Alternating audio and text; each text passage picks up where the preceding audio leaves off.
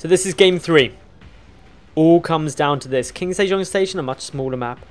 And spawning up to the top left-hand position. It is the blue Protoss representing Team Liquid. It is MaNa. And his opponent down to the bottom right. The blue Zerg also playing for Team Liquid. It's Snute. So Snute is currently 1 game up.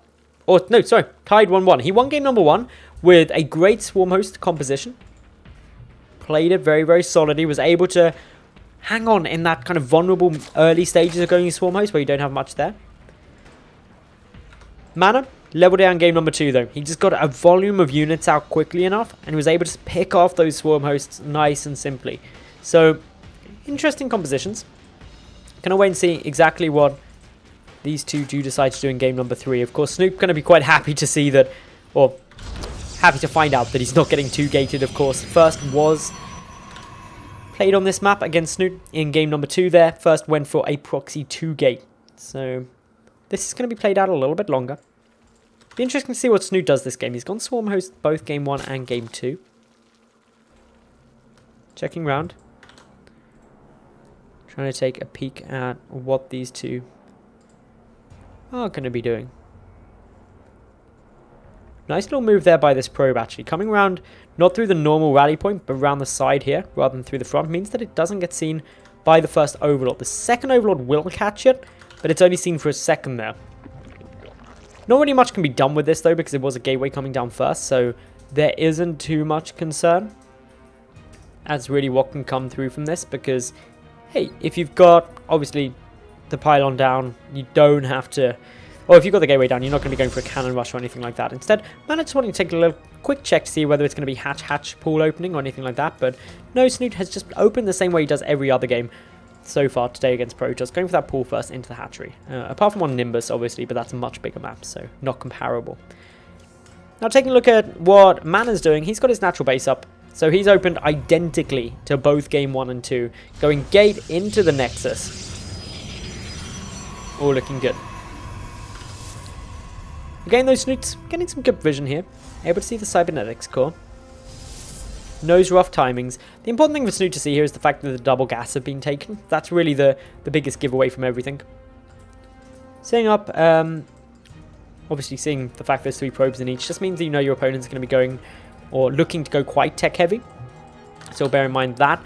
Looking over at Snoot's side, again grabbing this gas, and I said it last 2 games, I really like it. I think getting down that Zergling speed is just such an optimal opening. It really gives you a lot of map control. And on a map like King Sejong, where there's just so many avenues to hide places, put down the odd probe. Also interested to see where this probe is going. If it comes around the back here, my money's on a proxy Stargate. It could very well be. This map's so great for hiding proxy Stargates. Like, through here is such a solid place to put one. It's nice and close. It's really hard to scout because of the way you have to double back on yourself. But again, early days.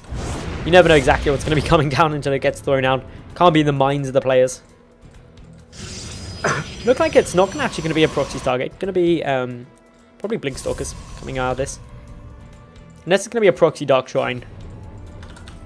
I haven't seen proxy Dark Shrine in so long though. I don't think it'll be that.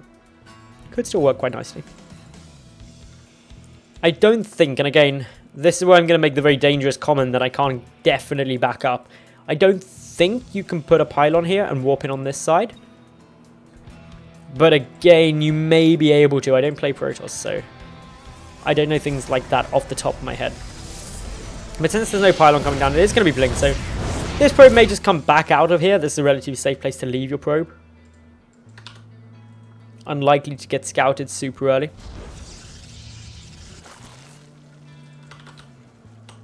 Still checking. Looking to see where else these two are planning on going. Note Snute has... Did he actually keep all 3 drones in gas for the entire time? He may have done actually this time. Going to be going down into the Rotron. This is going to really pay off for him. Up against this speed. Up against this blink. Hasn't seen the Twilight Council. But also hasn't seen anything else. He came around, got a little look up into the main base. Doesn't really see too much there. Sending over this Overlord. This Overlord isn't going to see too much. Going to see there's no gases at the natural base though. And that in itself is a bit of a giveaway. 3, 4, 5. How many additional gates is going up to? 5, 6 gateways. So 6 gate blink off of 2 bases. Not going to be a third, not going to be any +1 or anything like that. This is a different strategy. Snute throwing down a spore already just in case. What's he got in terms of units? Okay, a lot of lings. The important thing for him is to try and deny any pylons. The lings just immediately coming, getting very aggressive. I love this. That was a beautiful move. By getting aggressive, he denies this initial move out, which causes, obviously, his opponent some problems. Adding the layers already coming. He's adding in more gas. He's going to be trying to find some Hydralisks. Poking, prodding, sees additional gates. Still doesn't know about the blink upgrade, but sees a lot of stalkers. That's a big, big giveaway. Generally, unless there's going to be blink, you're not going to see a lot of stalkers. You'll see more sentries in the composition. So yeah, all in all, very, very nice stuff there by Snute. Adding in more roaches now, adding in a couple of spines. Meanwhile, over on MaNa's side, an assimilator coming on down. The pylon hasn't been seen. We're about to discover maybe whether you can warp in over this area. You might be able to. I don't know 100%. Another pylon here though. This one does get spotted. A couple more zealots going to try and warp in. Good warp in position there. Tries to prevent any surround coming down from the lings. With a lot of stalkers coming over as well. This is going to be dangerous, but Snute ideally wants to try and take down that pylon. He's not going to be able to. That's a bit frustrating for him, but he does buy himself more time to get out more units, more roaches.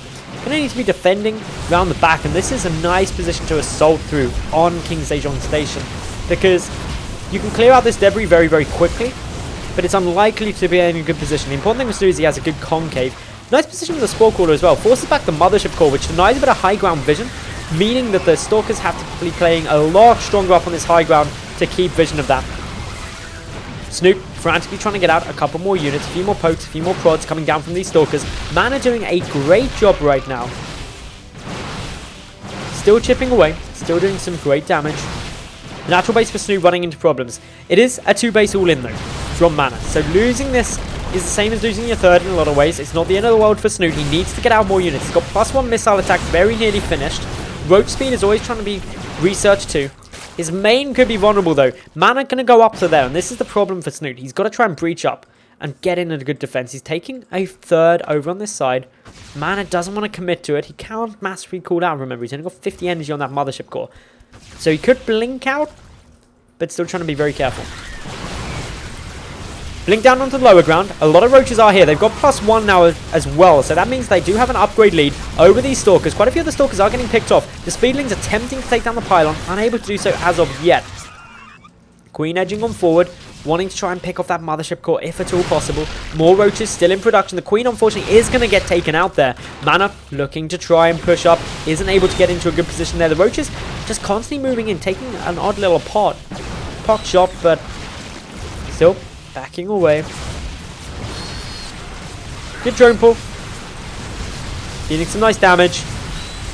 The drone's trying to soak up some of this fire as best they can. The trouble for Snute is his roach count is dwindling. A couple of reinforcements behind. That's actually quite nice. It prevents the blink back going quite as easily. Snute putting his drones are helping, but there's the reinforcements for MaNa. 11 more roaches coming through for Snute. He's trying everything he can. He's got the upgrade advantage, remember. Doing as much damage as possible. Good concave from MaNa. There's the GG. Have fun. And MaNa is going to be advancing on into the finals tonight. Congratulations to him. 2-1 in a very, very close series.